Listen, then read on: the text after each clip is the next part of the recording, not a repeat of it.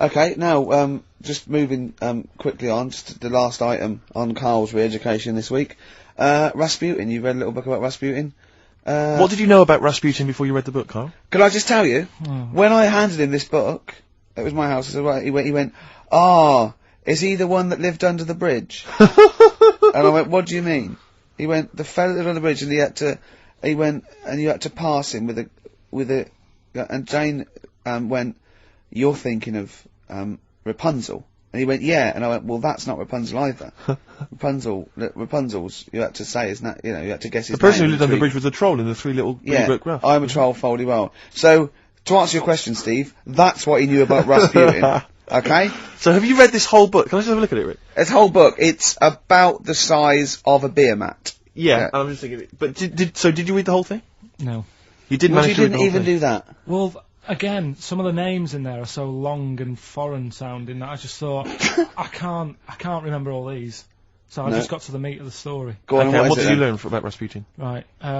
He was a monk. Yep. And, mad? Was he a madman? Hang on a minute. Don't confuse him. Sorry. Right. Go on. God. You see, this is what happened in the exams.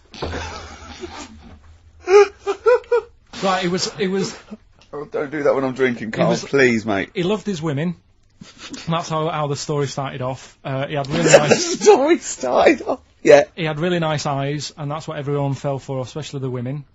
Yeah. Anyway, the people back then thought he had special powers because he could hypnotise people or something. Oh yeah. And it was about a little lad who had some sort of blood clot on his leg, and he said, "Just calm down, and you'll be all right."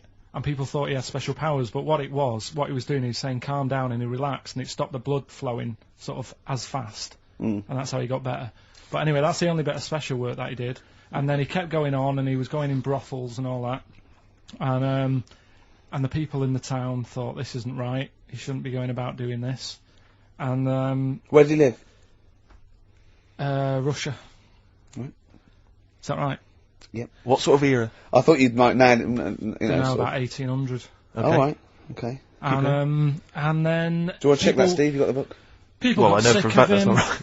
People got sick of him, and they said, "Oh, we'll have to get rid of him." So they tried to. He loved cakes as well as women. Okay. So they said, "Let's poison a cake," and they poisoned a load of Easier cakes. than poisoning a woman, wouldn't it? And he ate these cakes, and it just didn't kill him. And they were like, "God, what's going on?" And they kept giving him more and more cakes, and he was suspicious. And that didn't work. So the fella said, "That's it. I'm going to shoot him." So.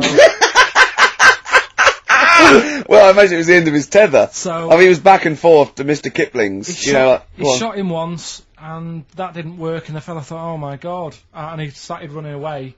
And Rasputin's running after him, and he shoots him like another. I think he took 4 face bullets. Full of Battenberg. Four bullets. Who's going to swear then? 4 bullets.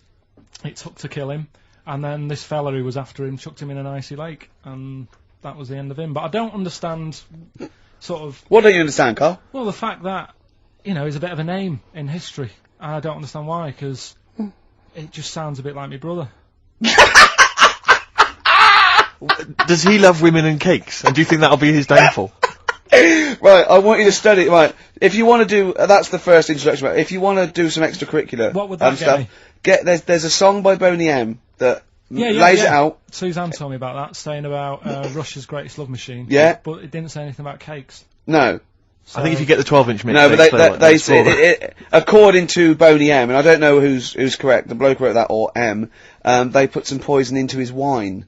Now I don't know if M have done their research or whether they did shoot him until he was dead. According to them, he was the greatest love machine in Russia. I don't think it says that in the book, but M might know more than that fella. So what's your final verdict on Rasputin? Just a normal bloke who didn't have that much luck, really. That's what I don't understand. I was waiting for something special at the end, but just a normal fellow, really. Yeah, just an everyday. Happens all the time, doesn't it? Just an everyday mad monk. Yeah, just an everyday mad monk. You have to shoot and poison and throw in icy lakes to kill him, and who loves women and cakes. I mean, Come on, do we need another one of them? Boring. So what would you say about him then? How would you sum him up? I think you've done it. I think you've done it. There you go. So next week, Che Guevara, you going to read the book? I don't know. Come Yeah, on. Next week, Che Guevara. Take it home. There he is. Give it here then. Nice one. Good luck. Cheers.